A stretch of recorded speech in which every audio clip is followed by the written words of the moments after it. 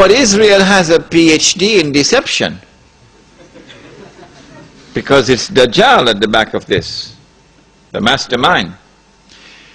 And Israel would not want to wage a big war and appear to the world naked, clearly, as an aggressor.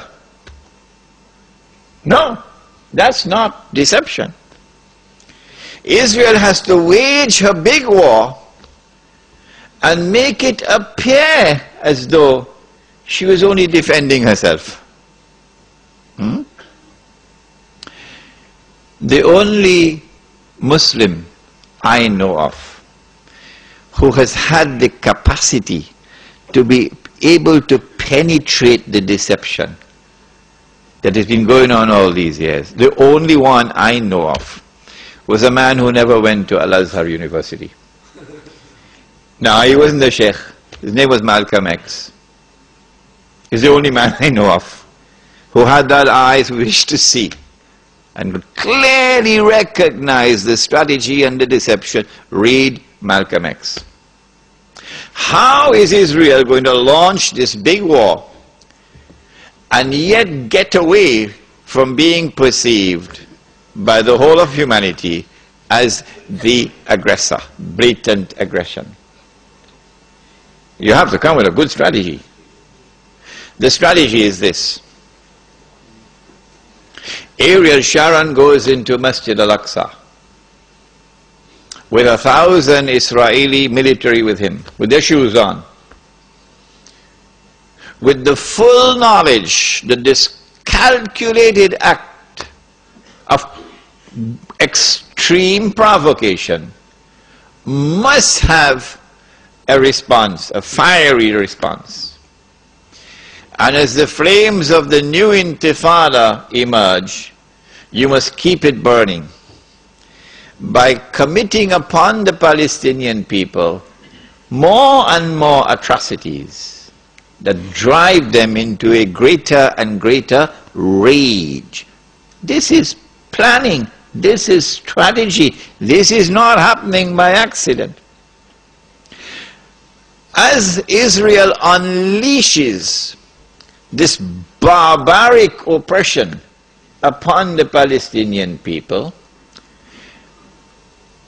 you must have a television station which you plant amongst them, which will cover this,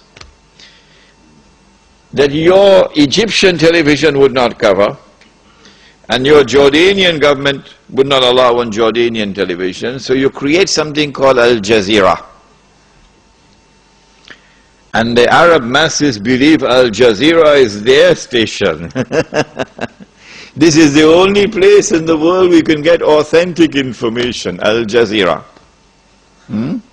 So Al Jazeera is now used to portray all the atrocities. And so around the Arab world, the masses only have to tune into Al Jazeera and they know what's happening. And so the Arab masses become more and more angry. Impending scenario in which, like the domino effect, governments around the world of Islam, they will claim, are now going to fall. And the world of Islam is rising up now. And one-eyed Muslims, of course, are going to believe it. The world of Islam is now going to rise up, and all these governments are going to be swept away. And authentic governments representing the Muslim masses will now emerge. And therefore the Jews are going to have their throats cut. This is going to be the most dangerous moment in the entire life of the world of Jews. The media will portray it. If we don't do something, we will all be slaughtered by these Muslim fanatics. Yeah? I tell you, this will be drama worthy of Hollywood when it comes. They must be hating me now for revealing their secrets. It is in this scenario that Israel will say, we have to do something.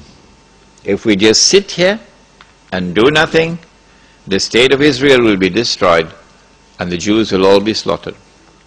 What can we do? They call it a preemptive strike. A preemptive strike. But it won't be a preemptive strike. It will be the most dazzling display of the magnificent application of state-of-the-art military technology that will leave even Uncle Sam in the backyard. A war like Uncle Sam has never seen and could never wage. That is what Israel is going to wage. Do they have the technology? I believe they have technology that even Uncle Sam doesn't have. It will be a lightning strike. Israel has to put on this magnificent display of military power and state-of-the-art technology beyond anything else that the world has ever known, in order for Israel to impress upon mankind the validity of its credentials that is now going to become the new ruling state in the world. Before Fahad could even blink, the Israelis have taken over the Saudi oil fields and the Iraqi and the Kuwaiti oil fields. The United States, of course, will make some noise, and Britain will make some noise, but will they send troops? No, of course not. The United Nations Security Council is now going to be used by the rest of the world, particularly Uncle Europe, and Uncle Japan, and the rest of the world. They will take the United Nations and seek to use the United Nations now to do something about this. Collective action to force Israel to withdraw. Because if Israel does not withdraw, Europe is going to be choked, Japan is going to be choked. And as the United Nations is now being used for the first time in its history, an attempt is being made to use the United Nations